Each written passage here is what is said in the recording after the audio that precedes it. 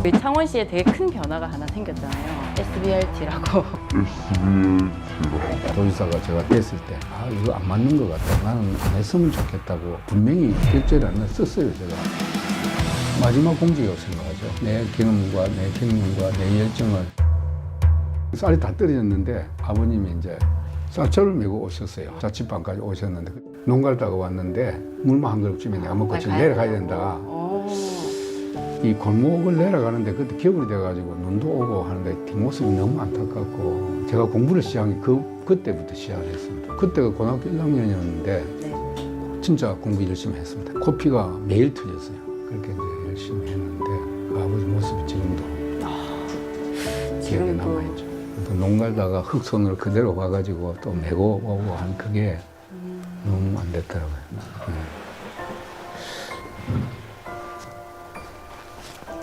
사랑이 이렇게 느껴집니다. 네, 6.3 지방선거 특집으로 경남도지사 후보들 만나보고 있습니다. 마지막 손님은 박완수 국민의힘 경남도지사 후보님 모셔보겠습니다. 네. 예. 아유, 후보님 반갑습니다. 신발을 살짝 벗고. 예. 아늑하고 분위기가 좋습니다. 바쁘신 와중에 이렇게 시간 빼가지고 와주셔서 정말 감사드리고요. 제가 약간 좀 제 자랑을 좀 하려고 여기 책도 놔뒀는데 제가 이 책 두 권을 정독을 하고 후보님 만날 준비를 하고 있었습니다. 감사합니다. 그걸 또 다 읽어주셨네요. 여기 찾기가 조금 어렵더라고요. 그 도서관에 가가지고. 그게 20년 넘은 책이 되어가지고. 우리 후보님 이제 정식으로 저희 이제 시청자, 구독자, 유권자분들에게 한번 직접 소개랑 인사 부탁드릴게요. 박완수에 대해서 아마 잘 아시는 분도 계실 거고 모르시는 분도 계시는데 어쨌든 많은 관심 가져주시고 초심 잃지 않고 열심히 하겠습니다. 후보님이랑 좀 이야기의 물꼬를 트기 위해서 저희가 물건을 하나 준비를 했거든요. 그래요? 어떤 물건입니까? 예, 일단 제가 들고 오겠습니다. 짠! 고구마입니까? 네, 한번 들어봐 주시겠어요? 저희가 사실 빼떼기를 준비를 하고 싶었는데 이거는 일반 빼떼기가 아니고 삶은 네, 빼떼기네요. 맞습니다. 예. 찐 빼떼기를 좀 공수하고 싶었는데 아쉽지만 준비를 해봤습니다. 왜 이걸 준비하셨죠? 아실 것 같다는 생각도 했는데 혹시 저는 뭐 어릴 때 우리 고구마가 너무 친근하고 사실 네. 고구마를 먹고 자랐다 해도 과언이 아닙니다. 그때는 뭐 너무 집안 살림이 어려워가지고 학교 갔다 와서 나무를 하러 가거나 주말에 가면 이 고구마를 삶아서 이 보따리 싸가지고 찌개에다가 이렇게 매가지고 산에 가서 풀을 베는데 하루 종일 베거든요. 그럼 점심 때 되면 이제 고구마 2개 정도 먹으면 점심으로 때우는 거고 이 고구마를 지금 이거는 이제 찐 고구마를 빼떼기로 만든 건데 생 고구마를 빼떼기로 만든 게 있습니다. 말려서 그 빼떼기를 가지고 죽을 만들거든요. 아침, 점심, 저녁을 그 빼떼기 죽을 때우는 때가 많이 있었어요. 그 후보님 책 이렇게 읽다가 표현 중에 조금 마음이 찡한 부분이 있었었는데 가난이 초가지붕 박처럼 주렁주렁 뭐 열렸다 뭐 이런 표현도 하셨더라고요. 어린 시절에 좀 어떤 아들이었는지 또 어떤 학생이었는지 이런 거 잠깐 소개해 주신다면요. 그때 시골에서는 뭐 공부는 사실 그 주제가 아니었죠. 먹고 사는 문제, 새벽에 일어나서 소 먹이는 일부터 그 학교 갔다 오면 농사일 거두는 거, 산에 가서 땔감을 구해오는 거 이런 것들이 전부 일입니다. 일인데 저희 아버지가 소를 몰고 학교 오셔가지고 그 학교의 나무에다 소를 매면서 완수야 소 먹이러 가라 이렇게 고함을 질렀대요. 그때 요즘 생각해 보면 그렇게 열심히 해도 어떻게 그렇게 못 살았을까 그 당시에는. 그때는 새벽에 일어나서 가족들이 전부 밤중까지 이렇게 일을 했는데도 쌀밥 한 그릇 제대로 못 먹었으니까 그때를 생각하면 참 안타깝죠. 그럼에도 후보님은 학업을 놓지는 않으셨어요. 운명이라고 해야 되나? 초등학교에서 이제 졸업하고 고성중학교 시험을 쳤는데 합격했는데 등록금이 5,800원이 아버님께서 마련을 못 하시고 학교를 못 가게 하시더라고요. 그때 하루는 이제 아버지가 형님을 보고 니는 고등학교 졸업했는데 너 동생을 중학교도 안 보내도 되겠나? 어디 가서 알아봐라. 그래 형님이 이제 고성에 가서 알아보니까 5월달에도 입학을 시켜주겠다. 등록금이 3,000원인데 책은 헌책 쓰고 절반인 1,500원만 내면 지금이라도 입학을 해주겠다. 그래가지고 제가 7km를 걸어 다니면서 중학교 3년을 보냈고, 고등학교는 아예 갈 형편이 안 됐죠. 안 됐는데, 친구 큰아버지가 마산에 살고 계셔가지고 자기는 마산 공고를 간대요. 자랑을 하더라고. 그래서 내가, 원서를 붙여볼까 하고 있었는데, 원서값이 없으니까 붙일 수도 없어. 시골에서는 옛날에 마산 오면 새벽에 밥 먹고 차 타고 나옵니다. 하고 일어나셔가지고, 야, 그래도 뭐, 원서를 한 붙여 보내봐봐라. 이렇게 이야기 하시더라고요. 그래서 제가 그 돈을 받아가지고 버스 타는 쪽으로 막 뛰어갔더만, 마침 친구 아버지가 아직 출발 안 하고 계세요. 그 원서를 붙였는데, 친구하고 같이 마산공고에 와서 입학시험을 쳤죠. 대학은 아예 생각 못 하는 거고, 마산공고 취업 잘 된다 해가지고, 학교를 하니까 부모님들이 이제 빚을 내서라도 입학금만 내주시고. 그 중간에 또 아버님 말씀도 해주셨는데 그 아버님께서 쌀을 들고 이제 찾아오신 그 에피소드가 저는 너무 인상 깊더라고요. 제가 고등학교 1학년부터 마산에서 자취생활 해가지고 대학교 다닐 때까지 자취생활 했는데 회사 다닐 때는 당연하고 가장 싫은 게 뭐였나 하면 시골에 가서 이제 쌀 자루를 메고 와야 밥을 해 먹을 거 아닙니까? 그죠. 근데 그 자루를 메고 오는 게 굉장히 싫더라고요. 여학생이 보잖아요. 사춘기. 사춘기 땡땡해가지고 그게 싫어서 이제 쌀 가지고 안 갔어요. 그 쌀이 다 떨어졌는데 안 가니까 아버님이 이제 쌀자루를 메고 오셨어요. 하루는 뭐 멜빵을 해가지고 새끼로 가지고 이렇게 자취방까지 오셨는데 그때 산호동에 제가 살고 있을 때인데 아버님께서 하시는 말씀이 자루를 메고 오다가 차에 놨는데 버스 안에서 그게 터진 거예요. 그러니까 이걸 이제 썰어 담아가지고 새끼로서 묶어가지고 멜빵에서 메고 오셨더라고요. 아버님 뵙기가 참 안타깝고 아버님이 또 막걸리를 좋아하셔가지고 아버님 제가 막걸리 좀 사오겠습니다. 이러니까 그걸 또 걷고 말려요. 농 갈다가 왔는데 물만 한 그릇쯤에 내가 먹고 지금 내려가야 된다. 이 골목을 내려가는데 그때 겨울이 돼가지고 눈도 오고 하는데 뒷모습이 너무 안타깝고 제가 공부를 시작한 게 그때부터 시작을 했습니다. 그때가 고등학교 1학년이었는데 진짜 공부 열심히 했습니다. 코피가 매일 틀렸어요. 그렇게 이제 열심히 했는데 그 아버지 모습이 지금도 기억에 남아있죠. 지금도 생각하시니까 좀 마음이 뭉클하신 것 같은데 그 모습 보면 항상 좀 생각이 아버지가 그때 제가 막내기 때문에 아버님 연세 많으시거든요. 많은데 이제 그 농 갈다가 흙손으로 그대로 와가지고 또 메고 오고 한 그게 너무 안 됐더라고요. 아유, 감사합니다.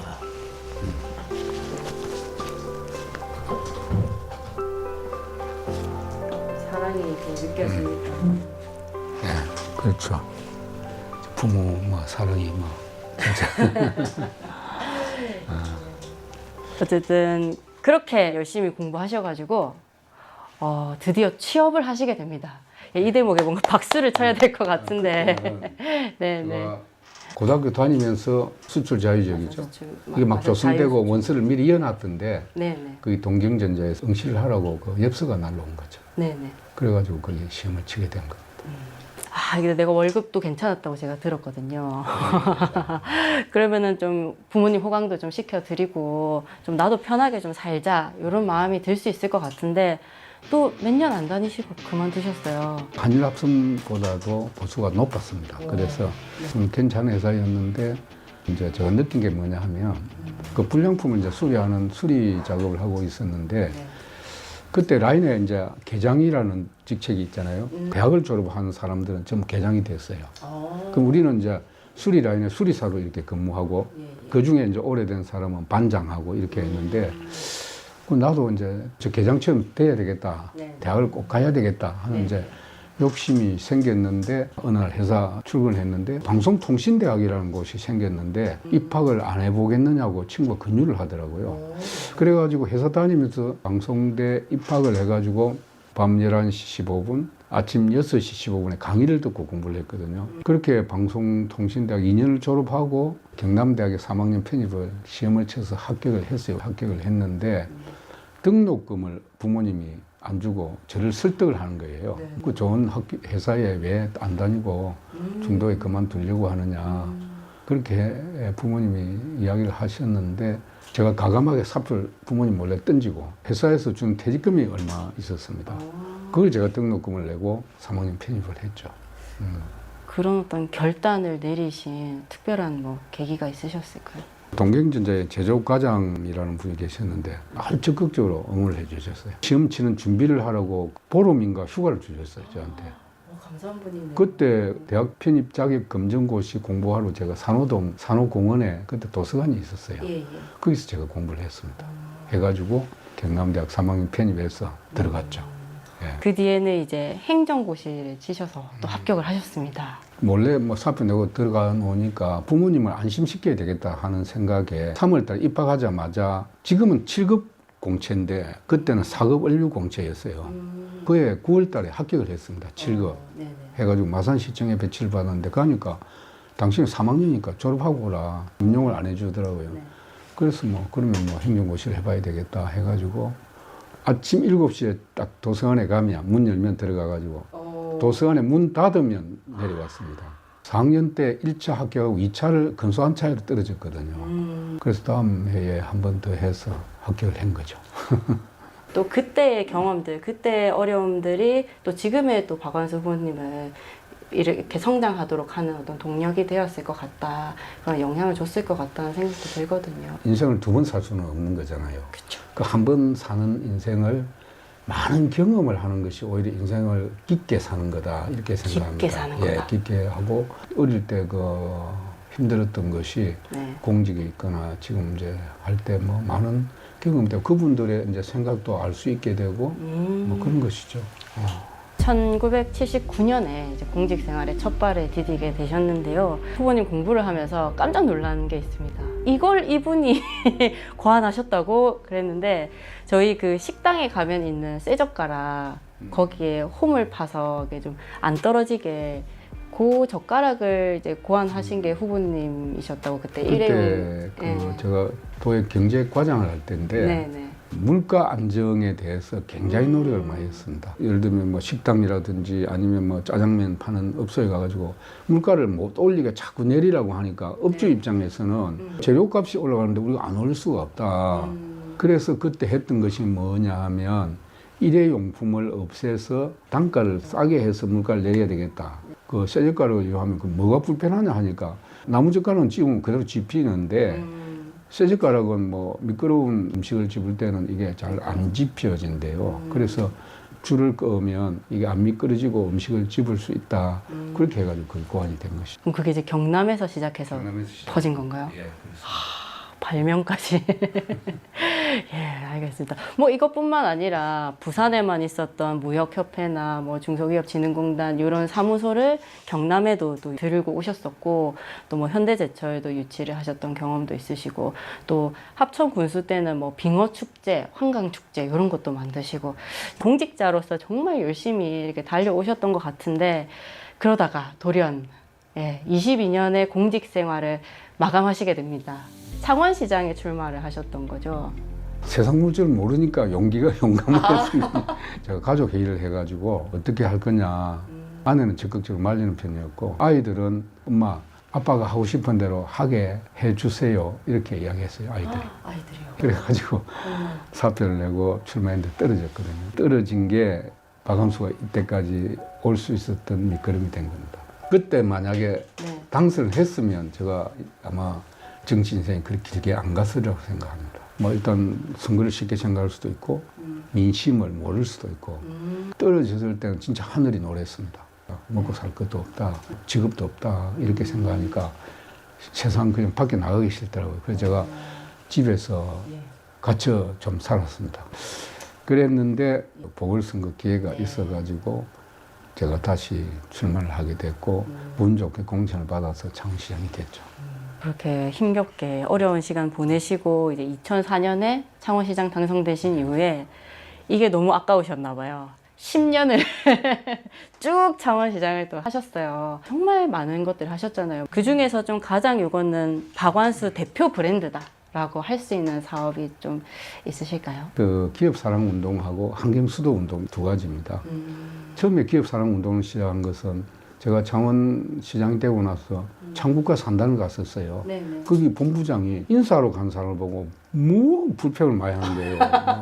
컴플레인을 기다렸다면서 엄청 많이 해요. 그래서 내가 당선된 지 지금 얼마 돼도 안 하고 시정도 안 했는데 나를 보고 왜 그렇게 불평을 하느냐 하니까 공직자들이 창국가 산다는 창원시 관할 구역이 아니라고 생각하고 이때까지 자기들을 대해왔다. 역대 시의 공무원들이. 그래서 제가 우리 간부들을 모아놓고 우리 시민들의 3분의 1이 국가 산단에서 벌어먹고 있고 창국가 산단이 활성화돼야 훌륭한 도시로 발전하는 거 아니냐. 그때부터 제가 기업 진앙운동을 시작한 거죠. 환경수도 운동은 국제적으로 굉장히 창원의 이름을 많이 날렸습니다. 제가 누비자를 전국에 처음으로 만들어가지고 시작을 하면서 시민들에게 알리기 위해서 2년 동안 자전거를 타고 출근했습니다.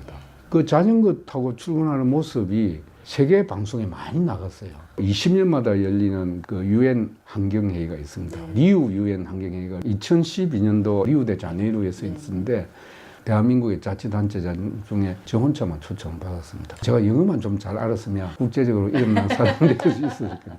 영어를 제가 몰라가지고. 후보님이 창원시장 오래 하셨으니까 여담으로 좀 여쭤보고 싶은 게 저희 창원시에 되게 큰 변화가 하나 생겼잖아요. SBRT라고 전임 시장님으로 보셨을 때 좀. 제가 통합창원시장을 마무리하기 전에 트램을 다 계획을 했습니다. 저기 통합창원시의 그 인센티브로 정부에서 그때 8천억이었거든요. 2012년도에. 네. 6천억을 정부가 지원해 줬어요.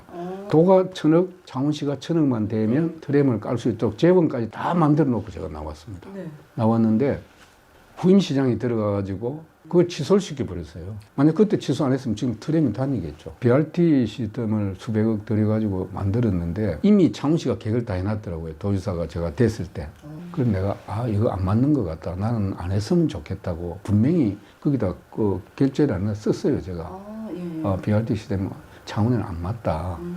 그렇게 이야기했는데 이미 뭐 업체까지 다 결정되어 있는데 안 할 수 없는 상까지 왔다고 그래요. 문제는 뭐냐면 BRT 시스템을 만들어 놓으면 버스가 원활하게 다니고 시민들이 버스를 이용해야 그게 의미가 있는 거거든요. 그렇죠. 버스를 대폭 늘려야 됩니다. 서울에 가서 딱 길에 서서 딱 쳐다보면 버스가 한눈에 10대씩 들어옵니다. 우리 창원에 한눈에 서서 딱 보면 한 대 올까 말까. 버스 수를 지금보다 3배 정도 늘리고 노선도 3배 정도 늘려서 언제든지 가고 싶을 때 갈 수 있어야 그 대중교통 BRT 시스템이 의미가 있는 것이지 도로만 만들어 놓고 소프트웨어는 안 돼 있으면 이게 이용하지 않는 거죠. 어쨌든 이렇게 이제 애정을 듬뿍 담은 이제 창원시장직을 떠나셨어요. 도지사 이제 출마를 하셨는데 고배를 마셨단 말이에요. 그때 제가 예. 주위에서 시장을 한번 더 하라고 했어요.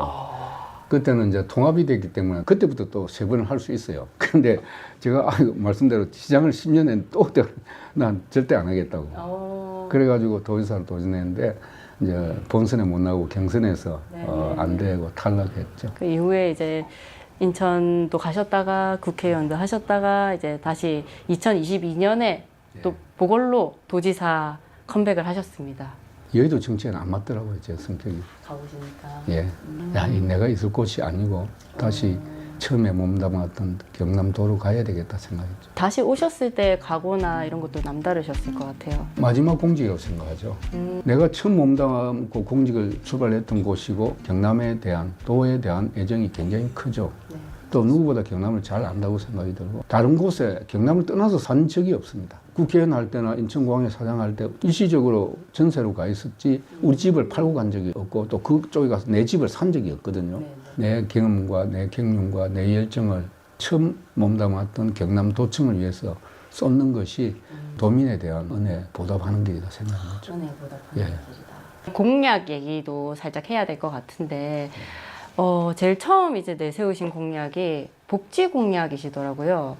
1호 공약은 또 그래도 의미가 있으실 것 같은데 복지 공약으로 좀 내세우시게 된 이유가 있으실까요? 제가 어릴 때 아까 이야기를 해드렸는데 그때는 같이 못 살기 때문에 상대적 박탈감 이런 건 없었거든요. 지금은 너무 격차가 많으니까 상대적 박탈감이나 소외감이 너무 큰 사회가 됐다는 거죠. 진짜 힘들어하는 도민들의 살림을 챙기는 것이 도가 해야 되고 그 부분을 해결하는 한 개라도 해결하는 것이 해야 될 일이다 해서 제가 도민복지 분야의 공약을 1호로 내세운 거고, 우리 여성분들 암 예방을 위한 예방접종 문제라든지 또 40대, 50대를 위한 문화 건강 바우처 제도라든지 청년들도 이제 씨앗 머니를 만들기 위한 청년연금이나 시니어연금도 확대하려고 합니다. 하고 도민들의 어려운 살림을 급할 때 이렇게 지원하기 위한 복지 자금 펀드도 한 4천억 정도 만들어야 되겠다고 그렇게 제가 발표를 한 거죠. 박완수표 복지를 완수하기 위해서 또 한 번 더 도전을 하신 것 같은데요. 근데 이제 최근에 또 가장 핫한 의제여가지고 또 말씀 안 드릴 수 없는데 통합창원시 행정체제 재편 이 부분 꼭 말씀드리고 싶었습니다. 예, 아무래도 이제 또 초대 시장도 하셨으니까 더더욱 이게 왜 나왔는지 궁금한 분들 많으실 텐데 일단 개념부터 좀 정확하게 설명 좀 부탁드릴게요. 통합창원시가 첫 출범할 때 저는 통합을 반대했었습니다. 중앙정부가 추진을 했는데 통합 건의문을 올릴 때에 주민투표를 거쳐달라고 제가 그 건의문에 들어 있습니다. 중앙정부에서 주민투표 건의를 받아들이지 않고 상계시 의회 의견을 들어서 통합을 시킨 거거든요.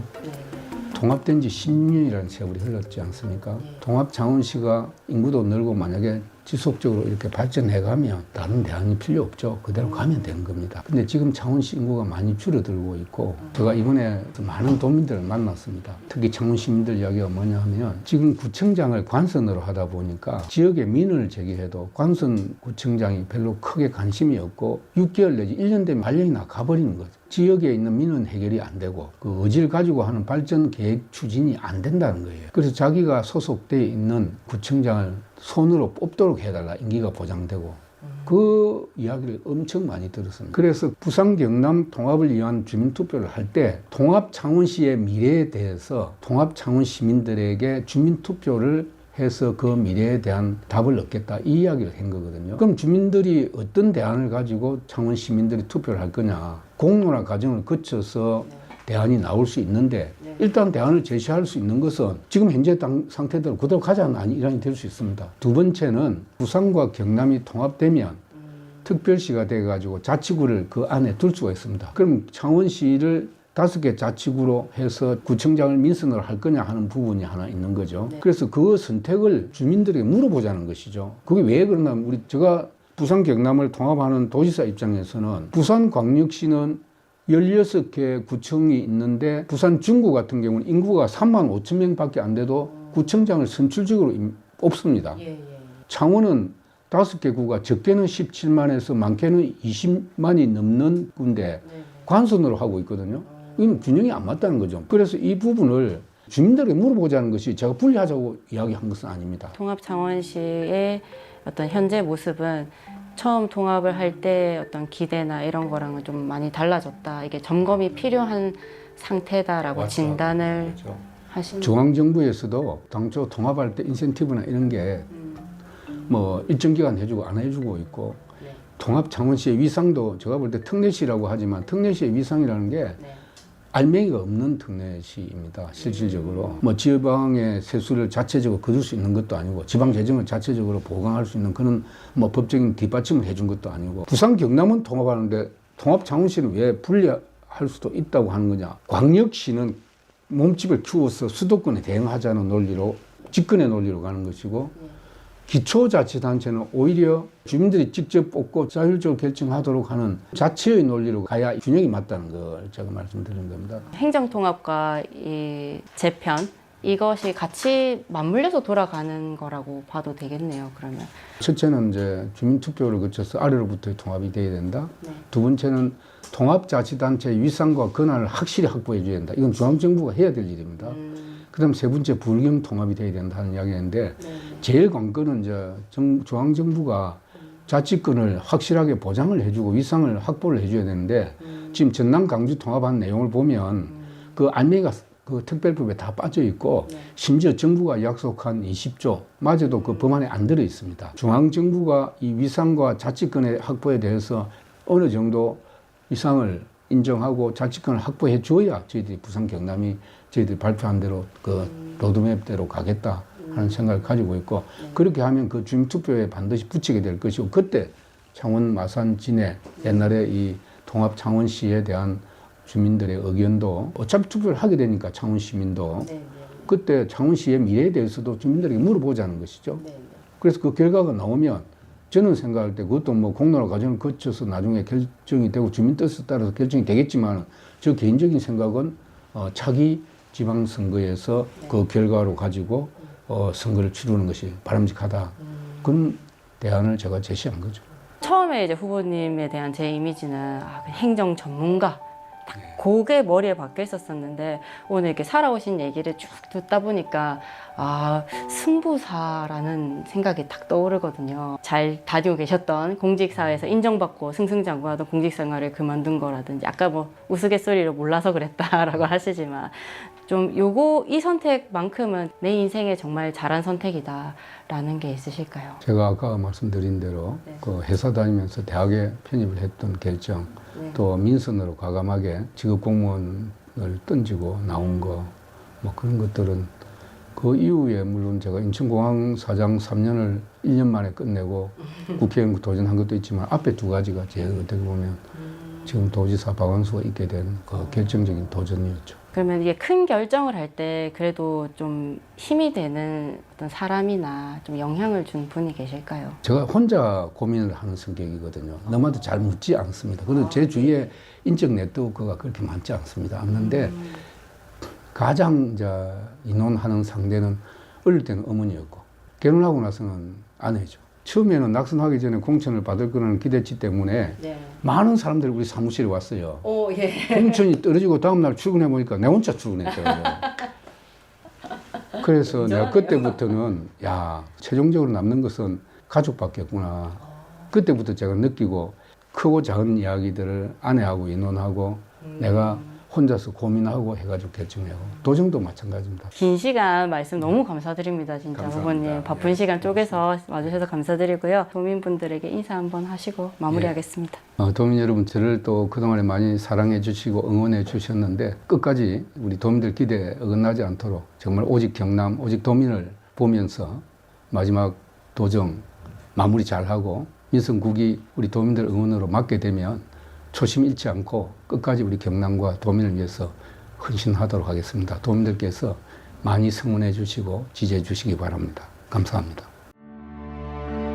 가족을 고생시키려고 하면 정치를 하라고 이런 이야기를 하라고 있는데 우리 가족이 정말 애쓰고 고생했는데 뭐 그만큼 보람도 있었지만 항상 미안하고 그래도 최종적으로 의논하고 의지할 곳은 이제 가족인 것 같습니다.